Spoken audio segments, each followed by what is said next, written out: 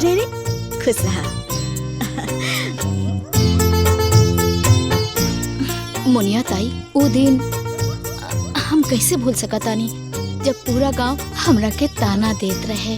Doctor साफ साफ कह देले रहे कि हम कबो माँ नहीं बन सकत। तब तो हमारी जिंदगी में आशा के किरण बन के आईलू और हमरा से कहलू कि संतोषी माता के व्रत करबू तब तू जरूर माई बन जाइबू। और देखी आज संतोषी माई के कृपा से हम माई बने वाला बानी। ये सब तो संतोषी माई के महिमा हा। जय संतोषी माई। जय संतोषी माँ। अरे बहुत दर्द होता, बहुत दर्द होता। संतोषी माई की कृपा से सब ठीक हो जाए वैशाली। हाँ आओ चल ठीक आजा। आओ बहुत दर्द होता। सब ठीक हो जाए।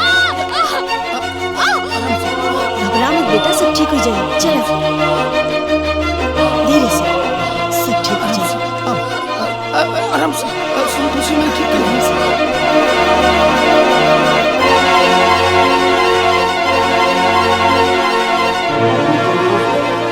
जी डॉक्टर। खुशी की बात है, क्या? आपको बेटी हुई है। ओकर माई। और एक दुख की बात है, ओकर डॉक्टर। आपकी वाइफ को हम लोग बचा नहीं पाए। आप अंदर जा सकते हैं।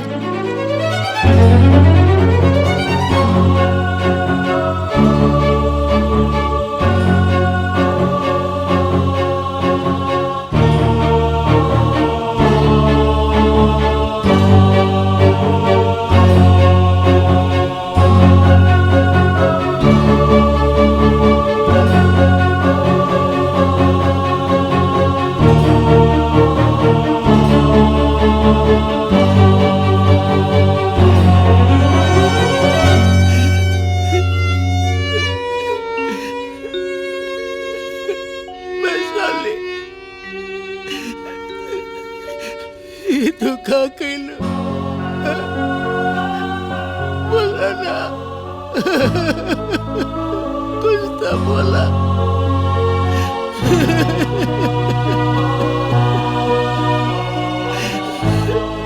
हमरा के बीच मझधार में छोड़ के चल गए लो।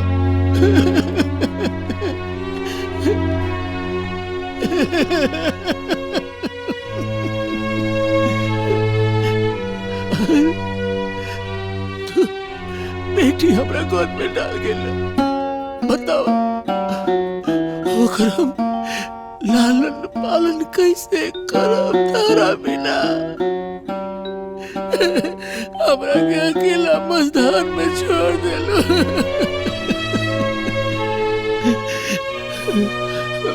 वैशाली, आज शुक्रवार दिन है तो हम अपन बेटी के नाम संतोषी रखम। तू तो मारो ना सब हमरे करे पड़े।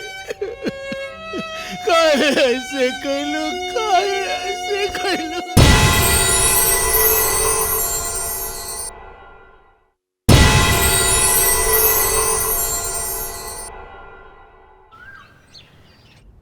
गिरिराज, बच्चा जब छोटा होला नू तो सबसे ज्यादा तो माई के जरूरत महसूस होला बेटा। माई के स्नेह और ममता से ही औलाद के परवरिश होला। तू हमारे एगो बात माना, तू दूसर ब्याह कर ले बेटा। तोरा दुख से लड़े खातिर साथी भी मिल जाए और बिन माई के बच्ची के एगो माई मिल जाए बेटा।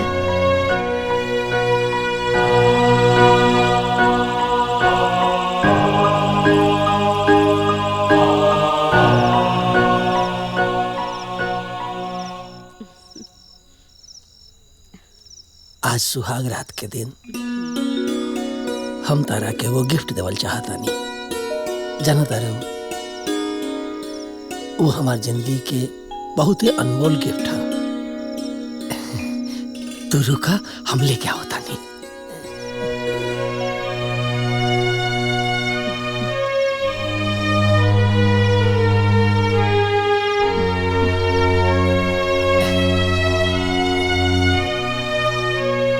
इला पकड़ा लाना, यही वो गिफ्ट बा। अरे ये रोए लागल, तो चुप करावा, हम अभी दूध लेके आवत बानी।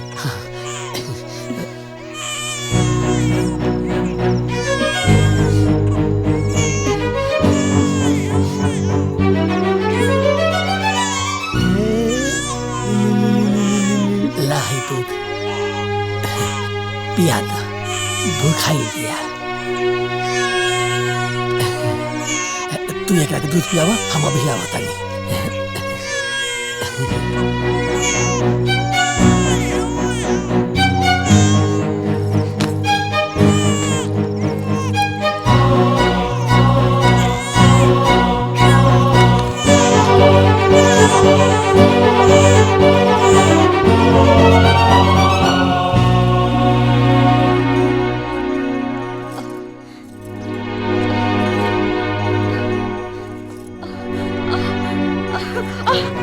अरे अरे संभाल के बिटिया, चला चला हो जा, चला।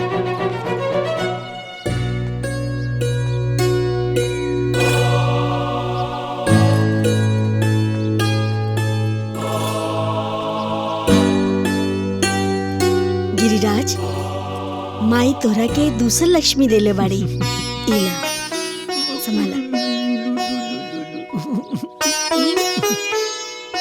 संतोषी, देखा तार बहन मेघना भी आ गईली।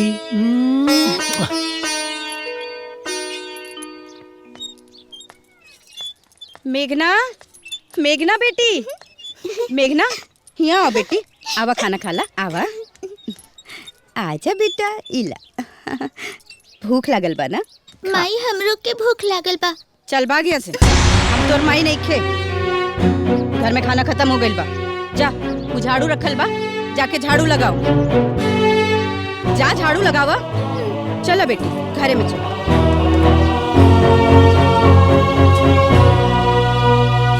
अरे बेटी संतोषी, ये क्या करता रू? हैं?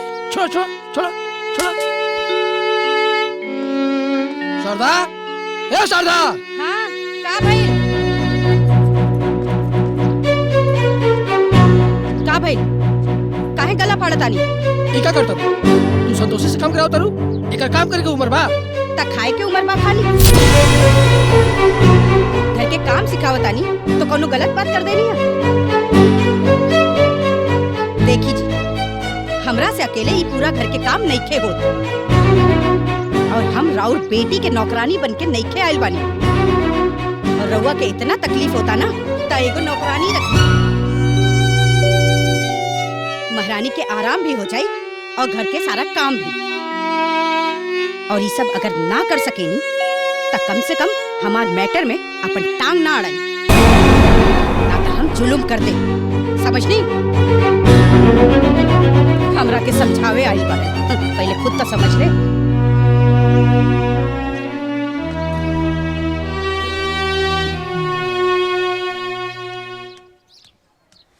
दीदी, खाना खाइबू ना?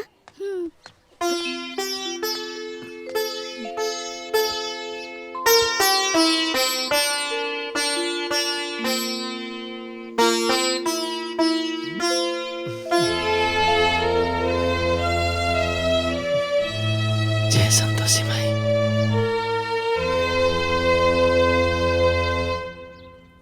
हे संतोषी माता, सबके दुख हर ली, हमार दुख हर ली। जय संतोषी माता। नारायण नारायण। माते माते, देव ऋषि नारद के अपनी चरणों में प्रणाम स्वीकार करी माते। नारायण नारायण। सदा मंगलमय रही मुनिवर। किंतु आज हम चकित बानी, रउआ एहजा पधरनी है, कौनो विशेष संदेशा है? नारायण नारायण। हे जगत जननी, चकित तो हम बानी माते। रउआ परम भक्त संतोषी के आस्था देख के माते, कन्या जब पृथ्वी लोक पर पूजा करेले आपके माते, पूरा पृथ्वी लोक गूंज उठेला। नारायण नारायण। निसंदेह पृथ्वी लोक पर हमार सबसे परम भक्तिन संतोषी ही बाड़ी। नारायण नारायण माते। हे माते, एक प्रश्न से मन विचलित बा माते कि राउर परम भक्तिन संतोषी इतना कष्ट में काहे हमाते। जब से पैदा भइल बिया दुख के सागर में बहतिया माते, ऐसन काहे? राउर प्रश्न तो सार्थक बा मुनिवर। भक्त और भगवान के बीच विश्वास के अटूट संबंध होके के चाहिए। सुख और दुख तो जीवन के दूगो पहलू है, आवत जात रहेला। नारायण नारायण माते। मान गईली माते, रउआ एक ही बात में हजार मतलब समझा गेली माते। नारायण नारायण।